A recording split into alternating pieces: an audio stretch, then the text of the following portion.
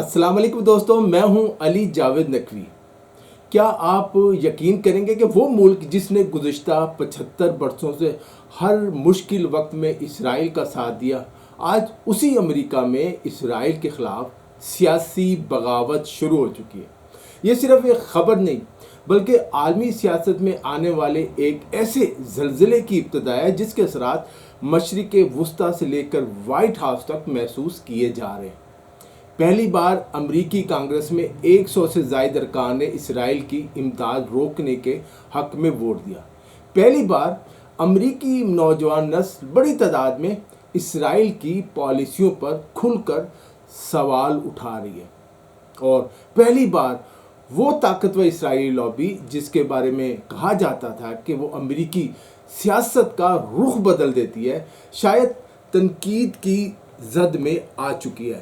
لیکن سب سے بڑا سوال یہ ہے کہ کیا ڈونلڈ ٹرمپ بھی اب بنیامین نیتن یاہو سے دور ہو رہے ہیں، فاصلے بڑھ رہے ہیں؟ کل وائٹ ہاؤس میں اسرائیلی وزیر اعظم نیتن یاہو سے کیا سلوک کیا گیا؟ ٹرمپ نے انہیں کیا کھری کھری سنائی؟ کیا ایران کے ساتھ جنگ نے امریکہ اور اسرائیل کے درمیان ایسی دراڑ ڈال دی ہے جس سے بھرنا اب آسان نہیں؟ اور کیا ٹرمپ کے اپنے حمایتی بھی دو حصوں میں تقسیم ہو چکے ہیں؟ ایک طرف وہ لوگ ہیں جو ہر قیمت پر اسرائیل کا ساتھ دینا چاہتے ہیں، جبکہ دوسری طرف وہ آوازیں بلند ہو رہی ہیں جو کہتی ہیں امریکہ دوسروں کی جنگیں نہیں لڑے گا، ہمیں اب اس سے باہر نکل آنا چاہیے۔ تو کیا واقعی امریکہ اور اسرائیل کا تاریخی اتحاد اپنے سب سے نازک دور میں داخل ہو چکا ہے؟ کیا اسرائیل اب امریکہ کے لیے طاقت نہیں بلکہ سیاسی بوجھ بنتا جا رہا ہے جس سے امریکہ نجات حاصل کرنا چاہتا ہے؟ اور اگر یہی صورتحال برقرار رہی تو کیا آنے والے برسوں میں مشرق وسطیٰ ہی نہیں بلکہ پوری دنیا کی طاقت کا توازن بدل سکتا ہے؟ آج کی اس خصوصی رپورٹ میں ہم آپ کو وہ حقائق، وہ سیاسی تبدیلیاں اور خفیہ طاقتوں کی وہ کشمکش دکھائیں گے جنہیں جاننے کے بعد شاید امریکہ اور اسرائیل کے تعلقات کے بارے میں آپ کی رائے ہمیشہ کے لیے بدل جائے۔ لہذا ویڈیو کو آخر تک ضرور دیکھیے، کیونکہ اختتام پر ہم اس سوال کا جواب بھی دیں گے کہ کیا واقعی امریکہ اور اسرائیل کی دہائیوں پرانی ناقابل شکست شراکت داری دوستی اپنے اختتام کے قریب پہنچ چکی ہے۔ صدر ڈونلڈ ٹرمپ اکثر یہ کہتے تھے کہ وہ اسرائیل کے سب سے بڑے دوست ہیں، لیکن حقیقت یہ ہے کہ دونوں ممالک کے تعلقات میں حالیہ مہینوں کے دوران نمایاں ٹینشن، تناؤ پیدا ہوا ہے۔ خاص طور پر ایران کے ساتھ ہونے والے تنازع کے بعد اب امریکہ اور اسرائیل ایک پیج پر نہیں رہے۔ ٹرمپ کے اپنے حامیوں میں بھی یہ تاثر مضبوط ہوا ہے کہ اسرائیل نے امریکہ کو ایک ایسی جنگ میں دھکیل دیا جو امریکی عوام میں کبھی بھی زیادہ مقبول نہیں تھی۔ اسی لیے صدر ٹرمپ کے لیے زیادہ فائدہ مند ہے کہ وہ نیتن یاہو سے کچھ فاصلہ دکھائیں، ڈسٹینس اختیار کریں۔ امریکی صدر ٹرمپ کو اس بات کا اندازہ ہو گیا کہ اسرائیلی وزیر اعظم نیتن یاہو نے انہیں ایران کے ساتھ جنگ میں پھنسایا، انہیں ایسی معلومات فراہم کی جو درست نہ تھیں، جس کی وجہ سے امریکی فوجیوں کو نقصان اٹھانا پڑا۔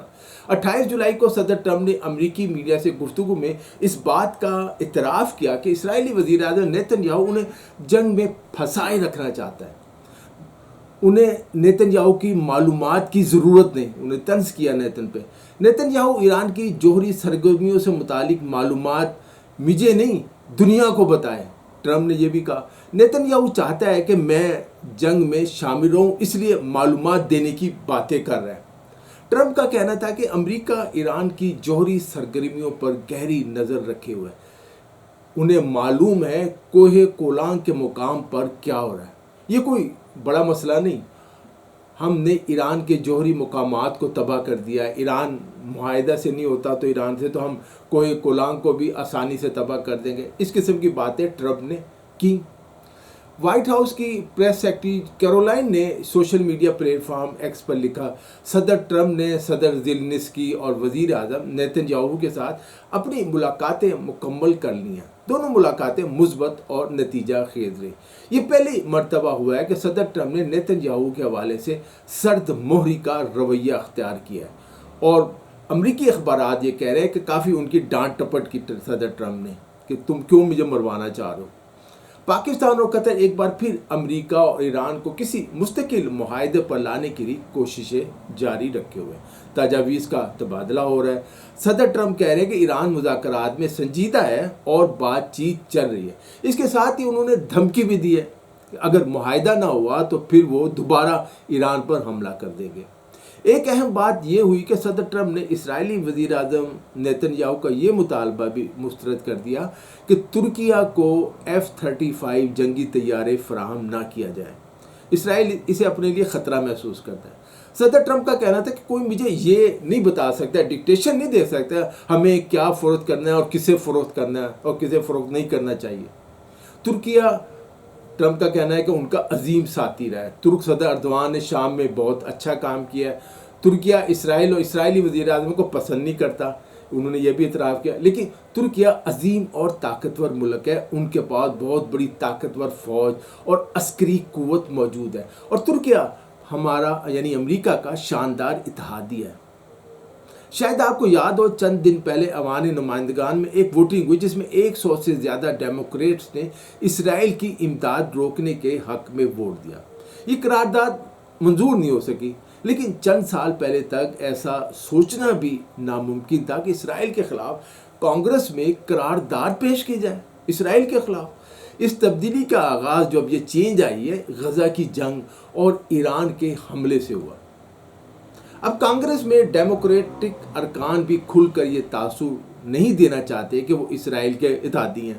وہ کہتے ہیں نہیں اب ہم نہیں اتحادی، یا اسے مالی امداد اور فوجی امداد فراہم کرنے کے حامی ہیں، اب وہ بھی پیچھے ہٹ رہے ہیں۔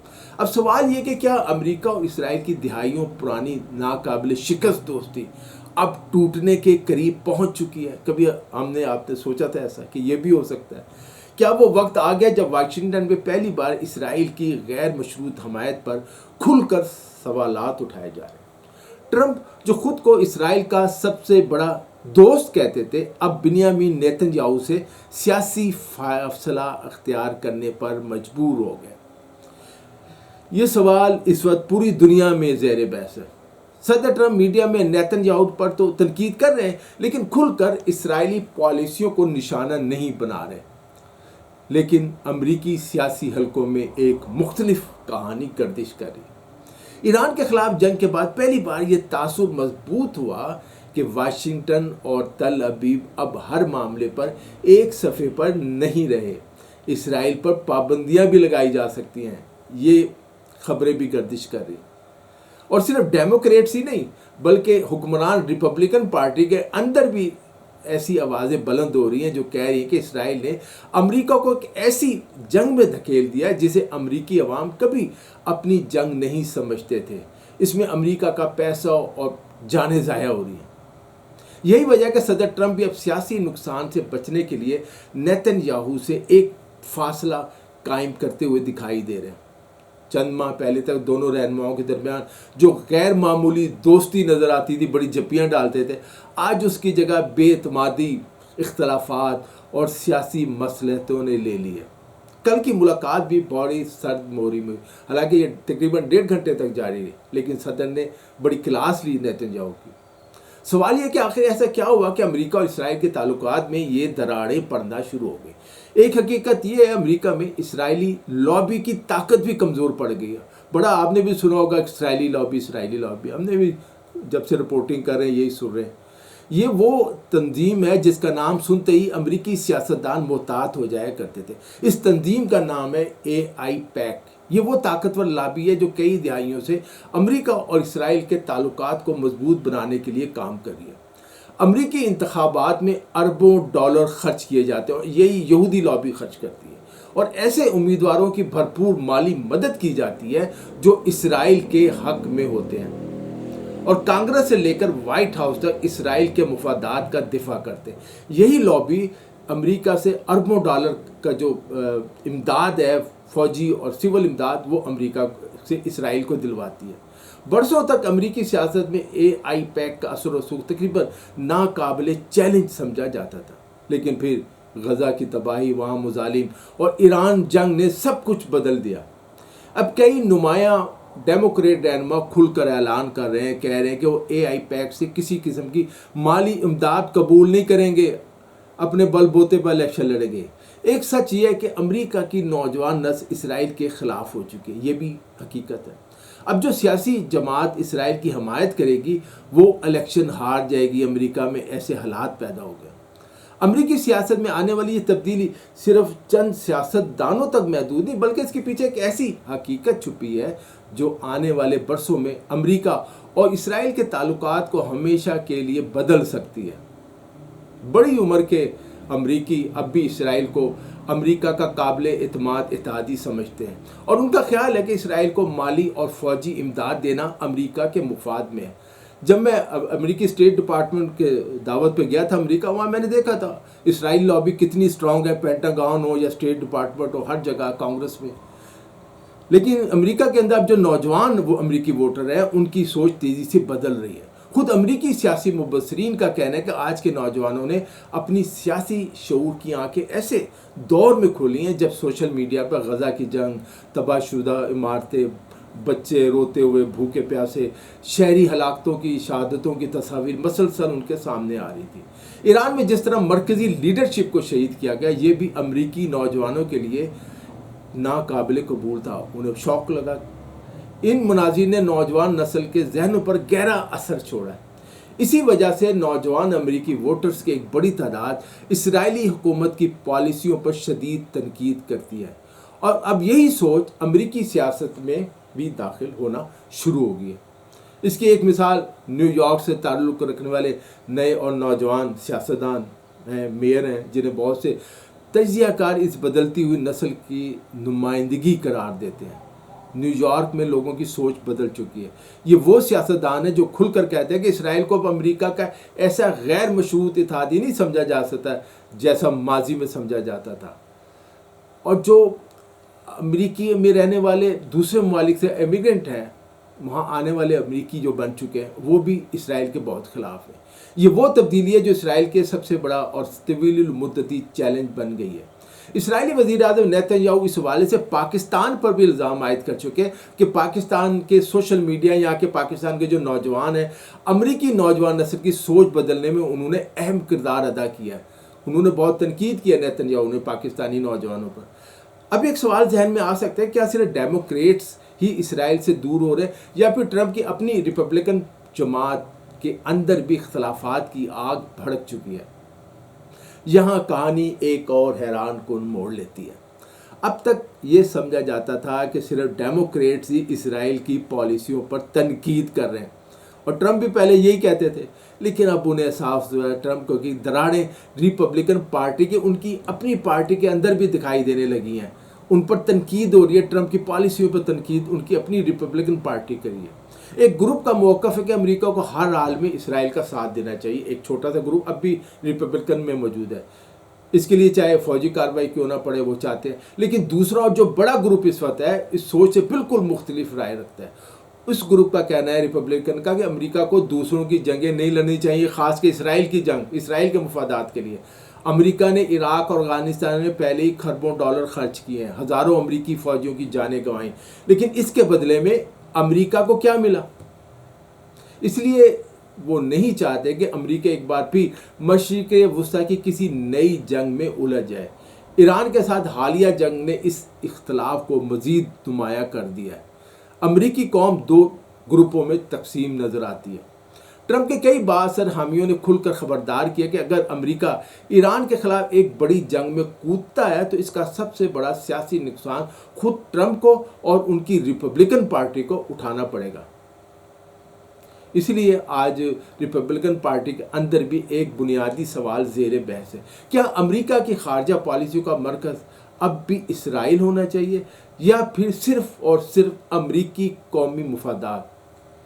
اگر یہ اختلاف مزید گہرا ہوتا ہے تو اس کے اثرات صرف ایک انتخاب تک محدود نہیں رہیں گے، بلکہ آنے والے برسوں میں امریکی خارجہ پالیسی کی سمت بھی بالکل بدل جائے گی۔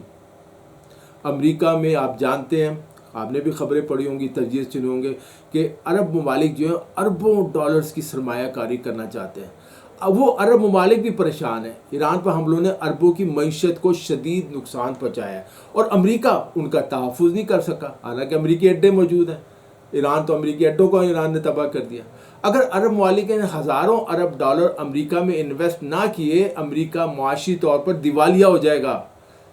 عربوں، خاص کر سعودی عرب اور قطر کا بھی دباؤ کہ امریکہ اسرائیل سے فاصلہ اختیار کرے۔ اگر یہی صورتحال رہی تو کہاں سے انویسٹمنٹ کریں گے اربوں ڈالر کی، ہزاروں ارب ڈالرز کی۔ اب سوال صرف یہ نہیں کہ ٹرمپ اور نیتن یاہو کے درمیان اختلافات ہیں یا نہیں ہیں، اصل سوال یہ ہے کہ کیا امریکہ اور اسرائیل کے تعلقات ایک ایسے موڑ پر پہنچ چکے ہیں جہاں سے واپسی اب ممکن نہیں۔ اب امریکہ اپنے مفادات دیکھ رہا ہے۔ امریکہ کو دیوالیہ ہونے سے بچانا ہے تو عربوں کو خوش رکھنا ہوگا۔ عربوں سے آپ نے ہزاروں ارب ڈالر لینے ہیں، ٹرمپ صاحب نے یو اے ای سے 1000 ارب ڈالر لینا ہے۔ عربوں نے امریکہ کو چھوڑ کر روس یا چین سے ہاتھ ملا لیا تو امریکہ کا کوئی مستقبل نہیں رہے گا۔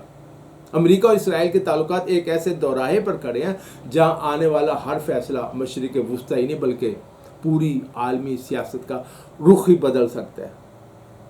تو آپ کی کیا رائے ہے؟ آپ کیا سمجھتے ہیں؟ کیا یہ اختلافات صرف وقتی سیاسی ہلچل ہے یا واقعی امریکہ اور اسرائیل کے تعلقات ایک نئے اور غیر یقینی دور میں داخل ہو چکے ہیں؟ اپنی رائے کمنٹس میں ضرور لکھیں۔ اگر آپ کو عالمی سیاست، امریکہ، مشرق وسطیٰ اور دنیا کی بدلتی ہوئی طاقت کی سیاست پر ایسی ہی تحقیقی اور تجزیاتی ویڈیوز پسند آتی ہیں تو ویڈیو کو لائک کریں، چینل کو سبسکرائب کریں اور بیل آئیکن ضرور دبائیں تاکہ آپ کو ہماری نئی ویڈیوز بھی سب سے پہلے پہنچ سکیں۔